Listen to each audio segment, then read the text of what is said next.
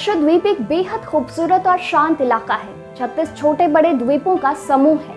इनमें से 26 द्वीपों की कोई आबादी नहीं है। यहाँ की कुल आबादी 75,000 से 80,000 है। यहाँ 16,000 से 22,000 वोट पाकर सांसद बन जाते हैं। अब इससे आप अनुमान लगा सकते हैं कि यह कितना छोटा और शांत इलाका होगा। लेकिन इस छोटे से इलाके में इस वक्त तूफान मचा हुआ है, सियासी तूफान। और इस तूफान की वजह है लक्षद्वीप के प्रशासक प्रफुल्ल पटेल के कुछ प्रस्ताव और उनके फैसले। पटेल के खिलाफ गुस्सा इतना है कि लोग सड़कों पर उतरकर आंदोलन कर रहे हैं और सोशल मीडिया पर #SaveLakshadweep और #लक्षद्वीप ट्रेंड कर रहा है। पहले आपको प्रफुल्ल पटेल के बारे में बताते हैं। कौन है प्रफुल्ल पटेल? जब नरेंद्र मोदी गुजरात के मुख्यमंत्री हुआ करते थे तो पटेल वहां गृह मंत्री थे। ऐसे में साफ है कि पटेल मोदी के करीबी लोगों में शामिल है। 2007 के विधानसभा चुनाव में प्रफुल्ल पटेल ने कांग्रेस के कद्दावर नेता CK पटेल को हराया था। पटेल पर नरेंद्र मोदी के भरोसे को इसी बात से समझा जा सकता है, जब अमित शाह को गुजरात में एक पुलिस मुठभेड़ के मामले में राज्य से बाहर रहने को कहा गया तो उनके बदले पटेल को ही गृह मंत्री बनाया गया था। वह 2010 से 2012 तक गुजरात के गृह मंत्री रहे। वे पहली बार विधायक बने थे। इसके बावजूद उन्हें इतनी बड़ी जिम्मेदारी दी गई थी। 2012 में वह विधानसभा चुनाव हार गए थे। इसके बाद वह राजनीति में खास सक्रिय नहीं थे। हालांकि वह अपने काम करने के नियमों और काम से काम रखने की शैली की वजह से मोदी को प्रभावित करते रहे हैं। पटेल बीते साल दिसंबर में लक्षद्वीप के प्रशासक बनकर आए थे और कुछ ही महीनों में उनके खिलाफ सड़कों पर लोग आ गए हैं। पटेल का नाम दादर और नगर हवेली के सांसद मोहन डेलकर द्वारा आत्महत्या करने के मामले में भी सामने आया था। डेलकर के बेटे ने पटेल पर उसके पिता का उत्पीड़न करने का आरोप लगाया था। प्रफुल्ल पटेल को लेकर क्या है विवाद, वो जानिए।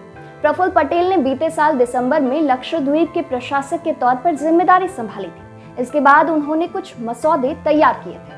इनमें animal preservation regulation, Lakshadweep prevention of anti social activities regulation, Lakshadweep development authority और लक्षद्वीप पंचायत स्टाफ रूल्स में संशोधन शामिल है।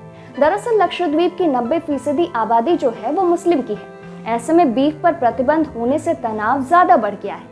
इसके अलावा देश में सबसे कम जन्म दर और सबसे कम आपराधिक मामलों वाले इस केंद्र शासित प्रदेश में गुंडा एक्ट तथा 2 से ज्यादा बच्चों वाले लोगों को पंचायत चुनाव लड़ने पर प्रतिबंध का पुरजोर विरोध हो रहा है। मसौदे के अनुसार कोई भी व्यक्ति प्रत्यक्ष या परोक्ष रूप से लक्षद्वीप में कहीं भी किसी भी रूप में बीफ या बीफ उत्पादों की बिक्री, स्टोरेज, ट्रांसपोर्टेशन नहीं करेगा। इनमें से लक्षद्वीप डेवलपमेंट अथॉरिटी की जो बात है उसको लेकर ज्यादा बवाल हो रहा है। केंद्र शासित प्रदेश में सांसद मोहम्मद फैजल इसे लोगों की जमीन हड़पने की कोशिश बताते हैं। उन्होंने कहा कि इसके बाद अथॉरिटी को मालिकों के हितों की सुरक्षा किए बगैर जमीन पर कब्जा करने की ताकत मिल जाएगी। फैसल ने कहा, यहाँ सड़कों को नेशनल हाईवे मानकों के हिसाब से तैयार करने की कोशिश की जा रही है। लक्षद्वीप को बड़े हाईवे की जरूरत क्या है? प्रशासक यहाँ लोगों के व्यापारिक हितों को बढ़ा रहे हैं। लक्षद्वीप सामाजिक और सांस्कृतिक तौर पर केरल के नजदीक है। पटेल के विरोध को लेकर केरल के CM पिनराई विजयन ने कहा कि प्रशासक के कामों ने केरल की संस्कृति और लक्षद्वीप के लोगों के सामने गंभीर चुनौती पेश कर दी है। केरल के कांग्रेस और वामपंथी पार्टियों के कुछ राज्यसभा और लोकसभा सांसदों ने राष्ट्रपति रामनाथ कोविंद को चिट्ठी लिखकर पटेल के काम करने के तरीके पर सवाल उठाए हैं और उन्हें हटाने की मांग कर दी है। वहीं बीजेपी का मानना है कि कांग्रेस और वामपंथियों की ओर से पटेल का विरोध नरेंद्र मोदी सरकार के प्रदर्शन के खिलाफ नफरत की अभिव्यक्ति है।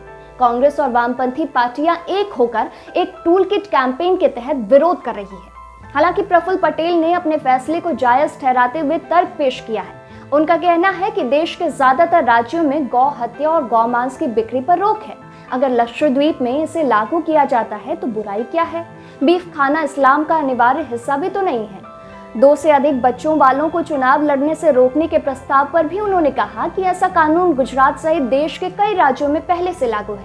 यह उन पर लागू होगा जिनके कानून प्रभावी होने के बाद 2 बच्चे होंगे। जिनके पहले से 2 से अधिक बच्चे हैं उन पर रोक नहीं होगी। गुंडा एक्ट का बचाव करते हुए प्रफुल्ल पटेल ने कहा कि आपराधिक गतिविधियों पर रोक लगाने के लिए ऐसा कानून जरूरी हो गया है। लक्षद्वीप में गांजा की स्मगलिंग से लेकर अवैध शराब तक का कारोबार होता है। ड्रग्स का धंधा भी पैर फैला चुका है। जहां तक शराब की बिक्री के लिए लाइसेंस देने का सवाल है तो पटेल कहते हैं कि ऐसा नहीं है कि लक्षद्वीप में शराब नहीं पी जाती है। गैर कानूनी तरीके से आने वाली शराब की जगह कानूनी तरीके से शराब की बिक्री ज्यादा बेहतर होगी। तमाम मुस्लिम देशों में शराब की बिक्री कानूनी तौर पर होती है। लक्षद्वीप तो भारत का ही हिस्सा है, जहां कोई शरिया कानून है ही नहीं, बल्कि भारतीय संविधान ही लागू है।